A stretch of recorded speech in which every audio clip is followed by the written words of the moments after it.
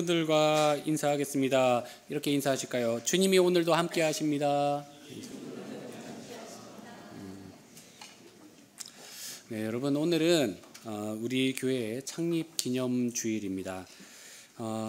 112년 동안 우리에게 은혜를 베풀어 주신 하나님께 감사를 드리고 또 우리 교회의 모습을 한번 돌아보면서 오늘 하루 동안은 그 은혜를 생각해보는 그런 주일 되시기를 소망합니다. 여러분 오늘 저는 오늘 여러분과 우리 교회와 또 초대교회의 출발점에 대해서 말씀을 좀 나누고자 합니다. 여러분 우리가 지금 예배를 드리고 있는 이 땅은 어떤 땅입니까? 그 주소 혹시 우리 교회 주소 아십니까? 왁가미아초 24번지 여기 이 땅을 생각해 보면 우리 교회 112년사를 생각해 볼 때 이 땅이 참 중요한 땅이죠. 여러분 이 땅을 어떻게 구입할 수 있었는지 그 역사에 대해서 혹시 알고 계십니까? 그 미국 선교사인 그 마포 삼열 목사님의 남긴 유산을 우리가 헌금으로 받아서 여기를 이제 구입할 수 있었다. 이게 우리 교회에 알려진 사실이죠. 사실 이 마포 삼열 목사님이라는 분이 우리 교회에 있어서 굉장히 중요한 분인데 저희가 재작년에 교회 역사 세미나를 한번 했었어요. 근데 그때 시간이 충분치 못해서 이 마포 삼열 목사님에 대해서 자세히 다루지를 못했습니다. 그래서 오늘은 좀 그 이야기를 먼저 나누면서 말씀을 열어가고자 합니다. 먼저 PPT를 좀 보실까요? 그 마포 삼열 목사님의 원래 그 미국식 이름은 그 사무엘 마펫이죠. 근데 이제 한국에 오신 선교사님들이 거의 이제 그 한국식으로 이름을 만들어서 쓰시는 게 마포 삼열이에요. 그래서 그게 친근감이 있게 만드신 거죠. 그래서 저도 이제 좀 오늘 설교에서 마포 삼열이라는 명칭으로 말씀을 좀 전하겠습니다. 마포 삼열 목사님은 미국 인디애나 주에서 출생하셔서 메코믹 신학교를 다니셨습니다. 이 메코믹 신학교가 사실은 한국에 굉장히 선교사를 많이 보낸 유명한 신학교예요. 거기에서 이제 신학 공부를 하시다가 그 당시 SVM이라고 이제 학생들을 이제 그 선교사로 만들어서 파송하는 운동에 참여를 하시게 되면서 선교사로 헌신을 하시게 됩니다. 1889년 그러니까 그 언더우드 아펜젤러 선교사님이 오신 뒤에 5년 뒤에 이 마포 삼열 목사님이 이제 한국에 오시게 된 거예요.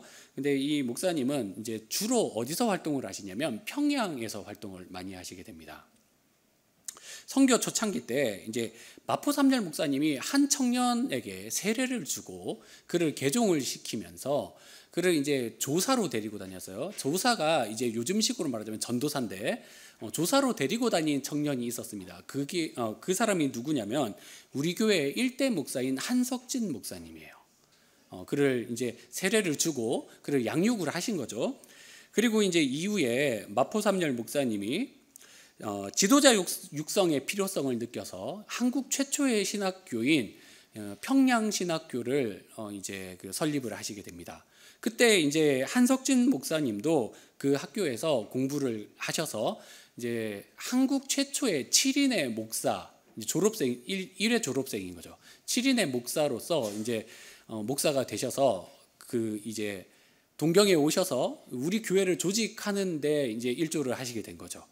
그렇게 따지면 참 우리 교회는 그 간접적으로도 마포 삼열 목사님의 영향 아래 있는 거예요. 선한 영향력을 저희가 받은 거죠.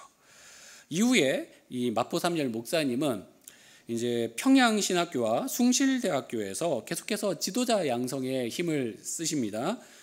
그리고 이제 그것만 하신 것이 아니라 당시 이제 참 그 조선을 굉장히 사랑하셨어요. 그래서 조선에서 독립운동이 일어났는데 3.1운동 이후에 어떤 일이 일어났었냐면 105인의 애국지사를 이제 일제가 아무 혐의도 없는데 감금을 시킨 일이 있었습니다.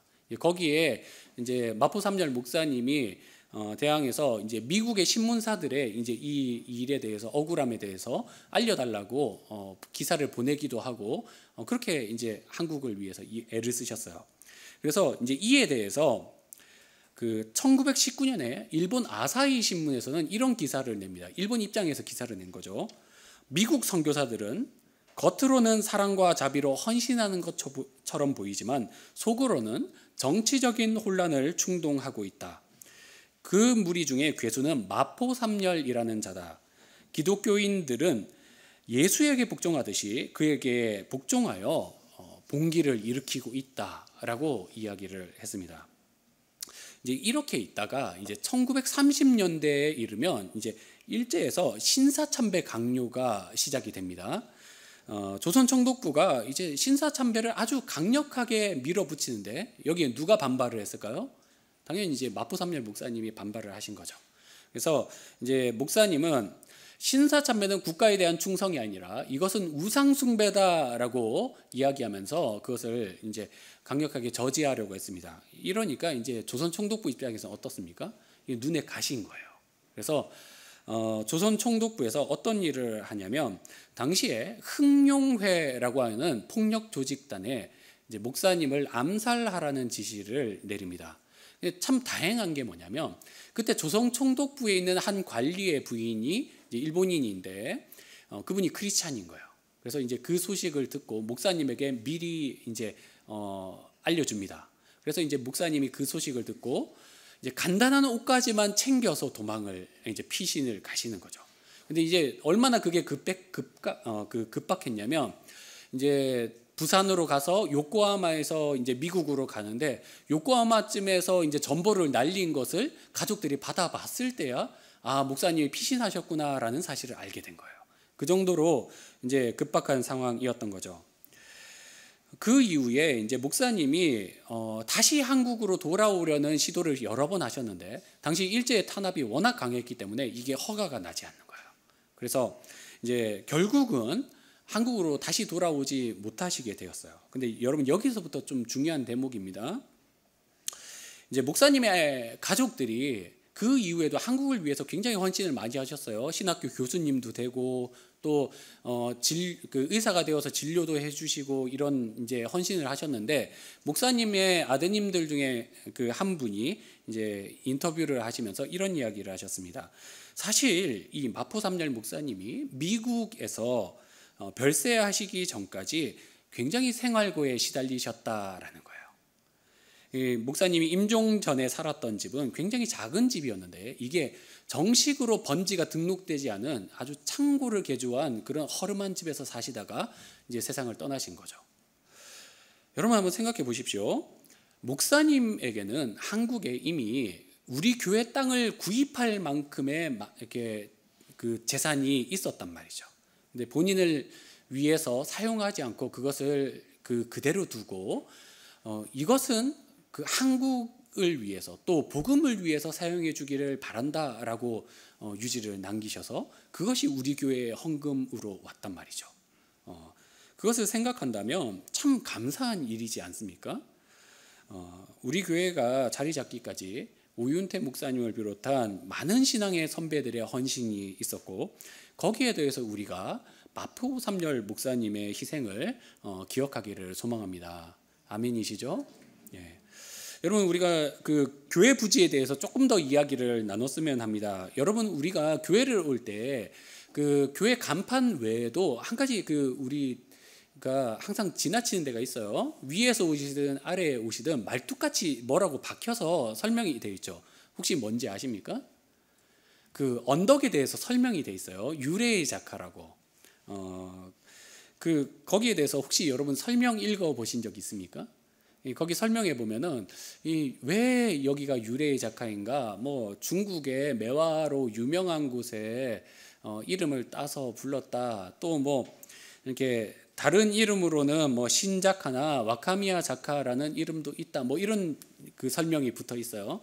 그런데 사실 이 설명은 조금 그 사실을 조금 좋게 포장한 거예요.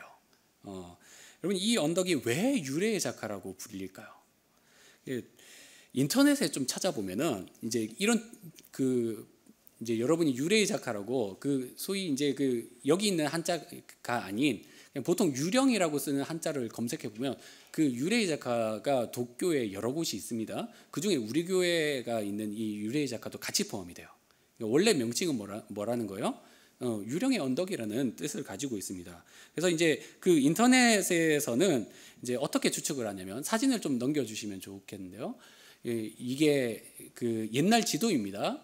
그 1854년, 그게 에도 시대의 지도인데, 그 여기 이쪽이에요. 가구라작가 쪽 지역인데, 여기 화살 표시가 있는 데가 저희 교회입니다. 근데 다른 곳에는 사람들이 살고 있으니까 이제 이름이 들어가 있는데, 우리 교회는 공터로 돼 있죠. 비어 있단 말이죠. 왜 그럴까라고 했을 때, 그 이제 사람들은 추측하기를 여기가 무덤이 있었거나 또는 그 쓰레기를 버리는 비탈이어서 그런 것 아닐까라고 이렇게 추측을 하는 거예요. 근데 이제 우리 교회 장로님들에게 여쭤보니까 우리 장로님들은 정확하게 아세요. 여기 뭐가 있었습니까? 예, 우물이 있었어요. 그리고 그 우물의 주인인 집주인이 거기에 빠져서 자살을 하고 난 뒤에 이제 우물에서 자꾸 귀신이 보여가지고 여기 터에 있던 집이 흉가가 되어버린 거예요. 그래서 유래 작가가 된 거죠. 그래서 우리가 왜 보통 동네에도, 요즘은 그런 데가 없지만 동네에 흉가가 있으면 어떻게 말합니까? 애들한테 야, 저기 귀신 나온다, 저 가지 마라, 가까이 가지 마라, 이렇게 말하죠. 그러면서 여기가 유래 작가가 되어버린 거죠. 참 그런 의미에서 보면은 이 유래 작가에 하나님의 교회가 세워졌다는 거, 이것은 참 크신 은혜가 아닐 수 없습니다. 아멘이십니까? 네, 그렇죠. 여러분, 교회는 그 세상의 어떤 조직과도 구별되는 영적인 조직입니다. 여러분 믿으십니까? 우리는 그 오늘 우리가 읽은 이 사도행전 2장의 말씀을 통해서 교회에 대해서 조금 더 자세히 알아볼 필요가 있습니다. 이 2장에서는 초대교회의 태동에 대해서 아주 자세히 다루고 있죠. 여러분, 오순절 날에 성령님께서 아주 많은 사람들에게 집단적으로 내리시는 일이 있었습니다. 그로 인해서 이제 제자들이 각 나라 사람들의 방언을 하면서 하나님의 복음을 전파하게 됐죠. 그때 이제 3,000명이라는 사람이 예수님을 믿고 회개하게 되는데, 이제 이 사건을 두고 어떤 교파에서는 이렇게 말을 합니다. 예수를 믿으려면은 이렇게 성령 세례를 받고 방언도 할 수 있어야 된다, 이렇게 표현을 해요. 그러나 성령님께서 이렇게 오신 것이 단순히 구원만을 위해, 한 개인의 구원만을 위해서 오신 것이냐? 그렇지 않다라는 거예요. 우리는 왜 하나님이 자신의 교회를 시작하실 때 성령을 통해서 이렇게 일하셨는지에 대해서 알아야 됩니다. 성령을 통해서 태어난 초대교회는 이후에 생겨난 모든 교회의 원형이자 모범이 되었기 때문이죠. 여러분, 성령이 오시기 전에 제자들의 모습이 어떠했습니까? 여러분이 생각하는 제자의 모습이 어떻습니까? 물론 그들은 예수님에게 헌신된 사람들이었어요. 그래서 예수님을 따르기 위해서 자신의 집과 또 모든 것을 버리고 예수님을 따랐죠. 그러나 제자들의 면면을 살펴보면 그들은 박해를 두려워했고 또 하나님의 나라의 일에 관심이 없었고 으뜸이 되려고 서로 다투는 모습을 자주 보여주죠. 그리고 또 우리가 생각해야 되는 사람들이 누구냐면, 이 사도행전 2장에서 그 베드로의 설교를 듣게 되는 이 예루살렘 사람들과 오순절에 성지순례를 온 이 순례객들이죠. 여러분 한번 생각해 보십시오. 이 사람들이 아주 먼 지방에서 살면서 절기를 맞아 하나님 앞에 예배를 하러 왔다. 그러면 기본적으로 이 사람들은 어떤 사람들입니까? 아주 좋은 신앙인인 거예요. 절기를 지키고 또 하나님을 예배하는 것에 아주 귀한 가치를 두는 사람들이었단 말이죠. 우리는 우리의 신앙 수준에 있어서 예수님의 제자들이나 또는 이 성지순례를 오는 순례객 정도의 사람들을 보면서 뭐 이 정도면 신앙생활 꽤 괜찮게 하는 것 아닌가라는 생각을 쉽게 합니다. 성경을 어느 정도 알고 봉사도 열심히 하고 또 절기를 지켜낼 뿐만 아니라 예배를 열심히 드리는 그런 형태의 사람을 말이죠. 여러분 한번 생각해 보십시오. 만약 하나님께서 그렇게 제자들 정도의 헌신 그리고 성지순례객 정도의 믿음에 만약에 만족을 하셨다면 왜 하나님께서는 성령을 내리셔서 초대교회를 이런 형태로 만들어 놓으셨을까요? 예배도 잘 드리고 봉사도 잘하고 절기도 잘 지켜내는 이런 정도가 충분한 것입니까? 정답은 그게 아니라는 것이죠. 그것이 충분하지 않다라는 거예요. 하나님이 원하시는 교회의 모습은 인간이 열심으로서 만들어내는 수준의 것이 아닌 거죠. 인간으로서 최선을 다해서 섬기더라도 그것이 하나님이 기뻐하시는 형태가 아니라 하나님의 교회다운 수준이 따로 있다라는 거예요. 여러분, 성령이 각 사람의 마음에 오셔서 그들을 움직이기 시작하니까 어떤 일이 벌어집니까? 여러분, 우리가 말씀을 다시 한번 좀 봤으면 좋겠는데요. 42절에서부터 47절까지 조금 길지만 다시 한번 찬찬히 읽어갔으면 좋겠습니다. 자, 42절에서 47절까지 시작.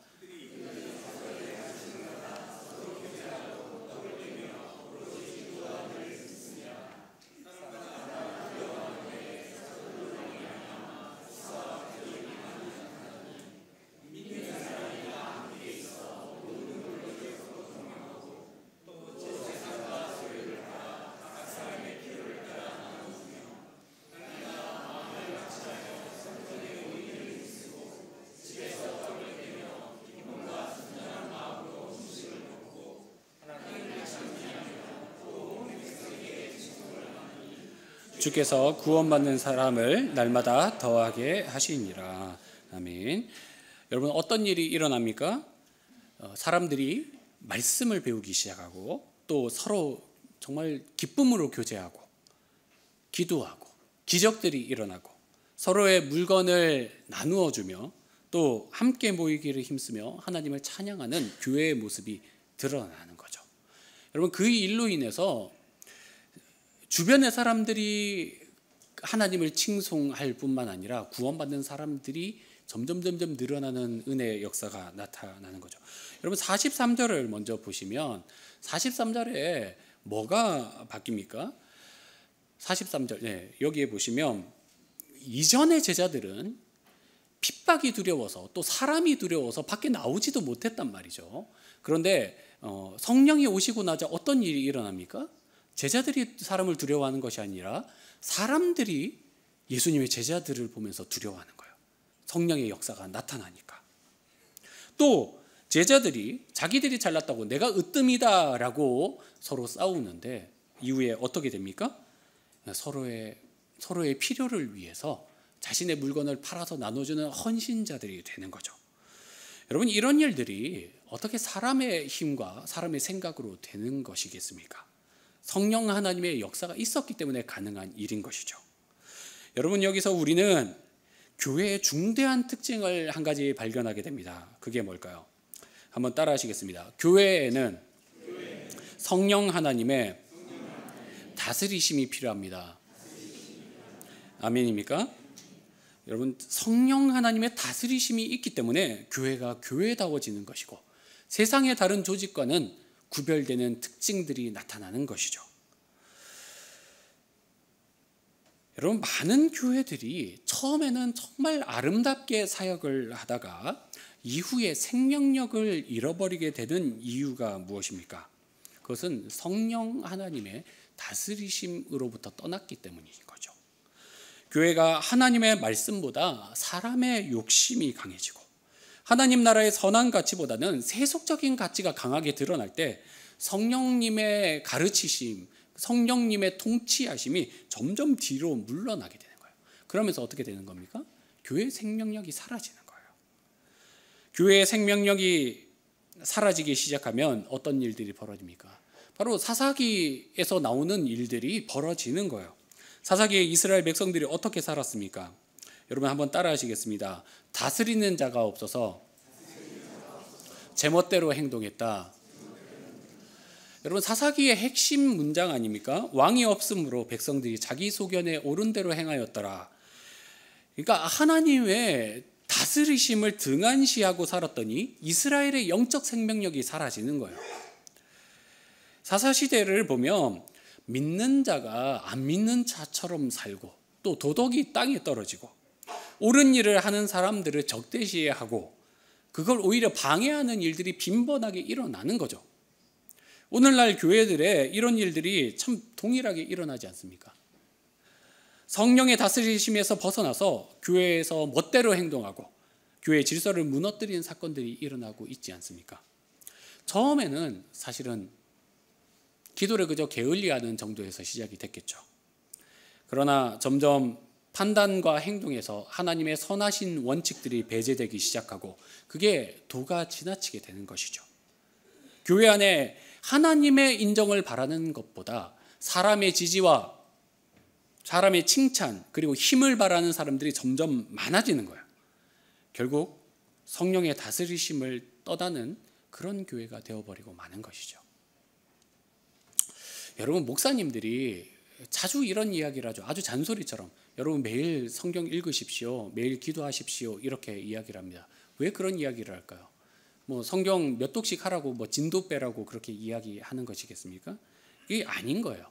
이유는 간단합니다. 매일 성령의 다스리심 가운데 들어가라는 거죠. 성령님께서 여러분의 일상 가운데 정말 통치하실 수 있도록 그 문을 내어주라는 거예요. 여러분, 학생이 왜 공부하기 전에 기도를 해야 됩니까? 그 공부 가운데 성령님의 다스리심이 있어야 되는 거예요. 여러분, 왜 직장 가운데서 우리가 말씀을 실천해야 됩니까? 성령님께서 그 실천을 통해서 역사하시기 때문인 거죠. 왜 가정 예배를 드려야 됩니까? 우리의 자녀들이 하나님의 통치가 무엇인지, 성령님의 다스리심이 무엇인지를 경험할 수 있게 그 문을 열어야 되는 것이죠. 그래서 여러분의 삶 가운데 하나님의 통치가 임하고 사람으로서는 할 수 없는 일들이 정말 곳곳마다 일어나야 생명력 있는 그리스도인의 삶이 열매를 맺게 되는 것이죠. 여러분, 37절, 38절 말씀을 우리가 한 번 더 읽어볼까요? 37, 38절 말씀 읽습니다. 시작. 그들이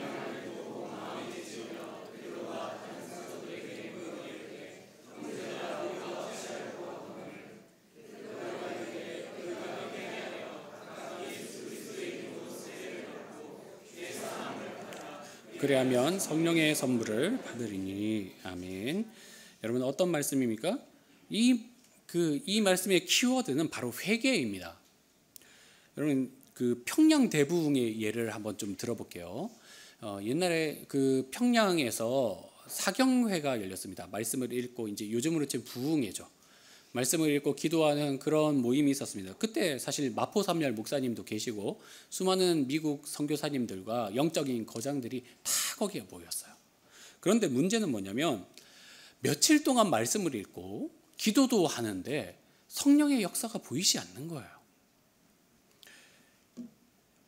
아주 답답한 상태로 그렇게 몇 날 며칠이 지나가다가 언제부터 성령님이 역사하시기 시작합니까?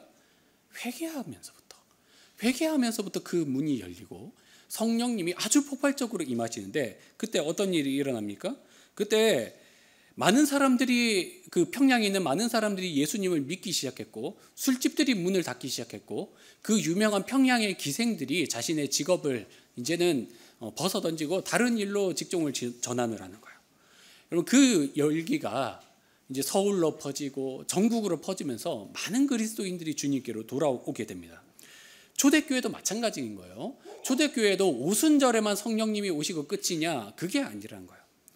성령님께서 그 박해가 오고 고비 때마다 그 성령의 불길을 그들에게 주시는데, 그 이유가 뭐냐면 고비가 올 때마다 사도들이 무릎을 꿇고 하나님 앞에서, 하나님, 우리 어떻게 해야 됩니까? 하나님께서 우리를 붙들어 주셔야 됩니다 라고 기도를 했기 때문에 성령님께서 끝까지 그 교회를 붙들어 주시고, 그 복음이 예루살렘을 넘어서 이 사마리아와 땅끝까지 전파되게 되는 것이죠.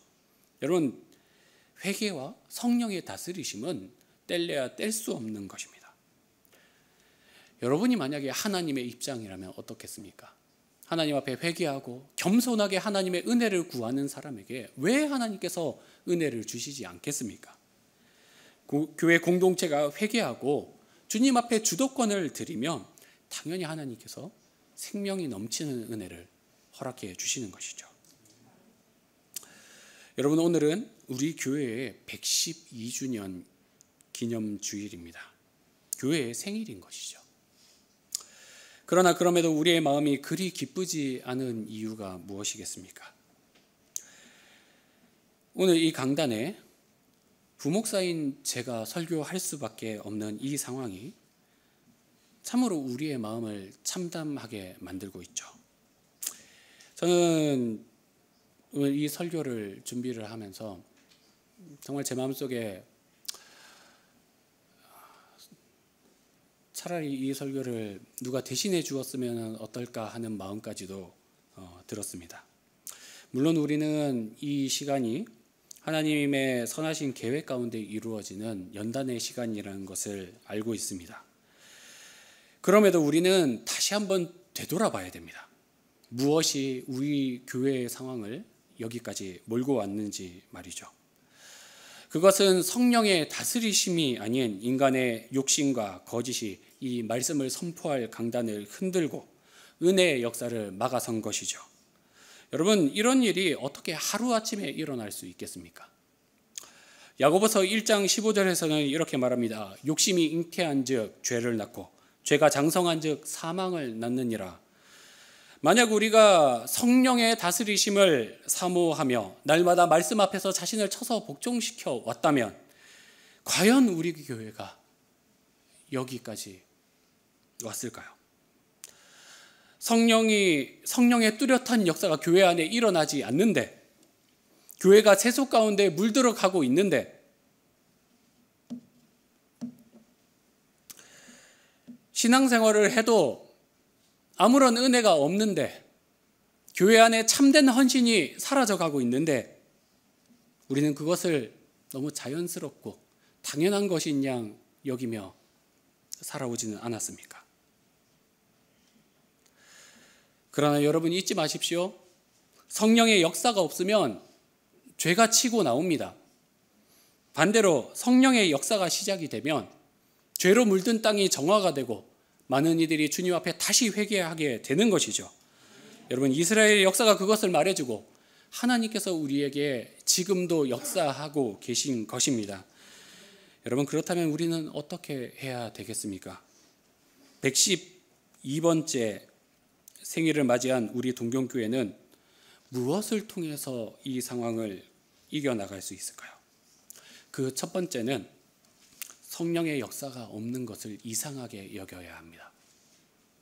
살아계신 하나님이 내 안에 오셨고 그분이 여전히 살아계신다는 것을 믿는데 내 안에 사랑이 없고 내 안에 용서가 없고 내 안에 죄에 대한 내성이 없이 세상 사람과 똑같이 살아간다. 그게 이상한 것 아닙니까? 그건 문제가 있는 것이죠. 여러분, 이것은 방언을 하거나 단순히 병 고침과 같은 은사와는 다른 문제입니다. 하나님이 그것은 주실 수도 있고 안 주실 수도 있는 문제이지만 예수를 믿는데 성령의 열매가 나타나지 않는다는 것은 정말로 심각한 것이죠. 내가 어느 정도 신앙생활을 했는데도 불구하고 내 삶에 뚜렷한 변화가 나타나지 않는다면 그것은 정말로 심각한 문제라고 생각하며 여러분 이상하게 여기셔야 됩니다. 두 번째는 겸손히 하나님의 다스리심을 우리가 간구해야 된다는 것이죠. 우리 개인의 삶에도 우리 공동체에도 성령의 통치하심이 임하기를 구해야 됩니다. 아멘이십니까? 여러분, 우리가 그렇게 겸손하게 하나님 앞에 갈 때에야 성령의 통치가 시작되는 것이죠. 여러분, 그런데 하나님 앞에서 겸손하다라는 것이 무슨 의미가 있습니까? 단순히 마음이 교만하지 않는다라는 것이 아니에요. 하나님의 다스리심을 받기 위해서 우리가 적극적으로 기도한다는 것이죠. 그런데 여러분, 참 안타까운 것은 우리 교회가 이런 어려운 위기 가운데 있음에도 불구하고 기도하는 사람이 늘어나기는커녕 점점 줄어들고 있다는 거예요. 여러분, 지난 주간에 새벽 기도 주간이 있었습니다. 제가 봤던 것 중에 가장 적은 분들이 기도하러 오셨어요. 여러분, 이건 심각한 문제입니다. 부끄러운 일인 거죠. 교회를 위해 기도하는 사람이 적은데 어떻게 교회의 영적 생명력이 커질 수 있겠습니까? 여러분, 저는 이것이 우리에게 어느 것보다 큰 위기라고 생각을 합니다. 여러분, 어려울수록 기도하셔야 됩니다. 무릎을 꿇으셔야 됩니다. 주님께서 우리의 삶에 역사하시도록, 인간의 눈에는 보이지 않는 일들을 이루어 나가실 수 있도록 기도하셔야 되는 거예요. 여러분, 정말 집에서라도 기도하셔야 돼요. 여러분의 가정과 교회와 직장은 도대체 누가 책임져 줄 수 있겠습니까? 정말 책임감을 가지고 기도하셔야 됩니다. 기도에 무릎을 꿇고 겸손히 성령 하나님의 통치하심을 구하는 저와 여러분 되기를 원합니다. 여러분, 마지막으로 한번 따라 하시겠습니다. 성령님의 사역 목표를 추구하십시오. 여러분, 제가 우리 교회 땅에 대해서 앞서 말씀을 드렸죠. 우리 교회가 소위 유령의 언덕에 자리를 잡은 것은 저는 우연이 아니라고 생각합니다. 이 난잡하고 혼란한 땅에 정결하신 성령의 역사를 드러내는 것이야말로 바로 우리 교회가 가진 사명인 것이죠. 여러분, 자기 자신을 위해서 재산을 쓰지 않고 복음을 위해 헌신하신 마포삼열 목사님을 기억하십시오. 일제의 탄압에도 불구하고 교회를 지킨 오윤태 목사님과 성전을 짓기 위해 몸 바쳐서 벽돌을 쌓고 교회를 위해서 희생 헌신한 성도님들의 헌신을 기억하십시오. 여러분, 성령님의 역사는 이런 희생자들을 통해서 일어납니다.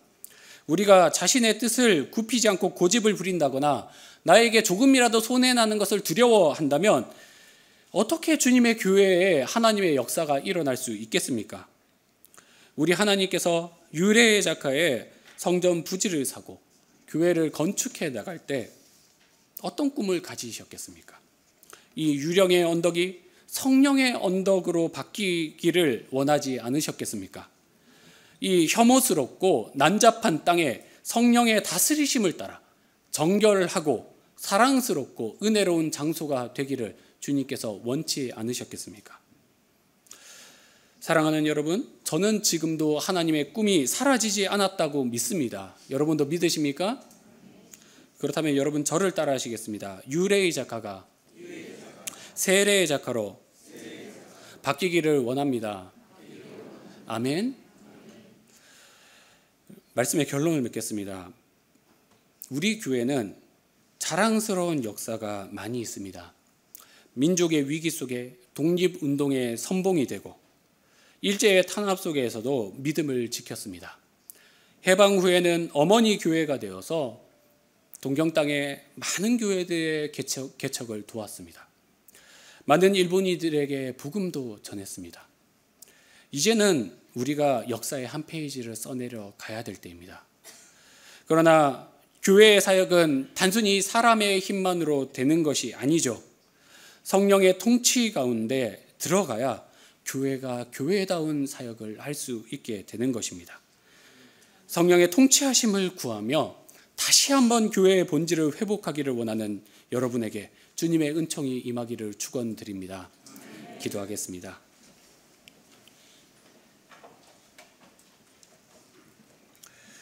사랑하는 하나님 아버지, 오늘도 주님 앞에 나와서 저희가 예배하게 하심에 감사를 드립니다. 오늘은 교회를 주님께서 세워주신 지 112주년이 되는 주일입니다. 주님께서 저희를 사랑하셔서 지금까지 교회를 지켜주시고 또 이곳 가운데서 예배할 수 있게 해주심에 감사를 드립니다. 그러나 주님, 저희가 다시 한번 주님 앞에 간구하기로는 주님께서 저희를 불쌍히 여겨주셔서 다시 한번 주님 성령 하나님의 통치 아래 저희를 인도하여 주시옵소서.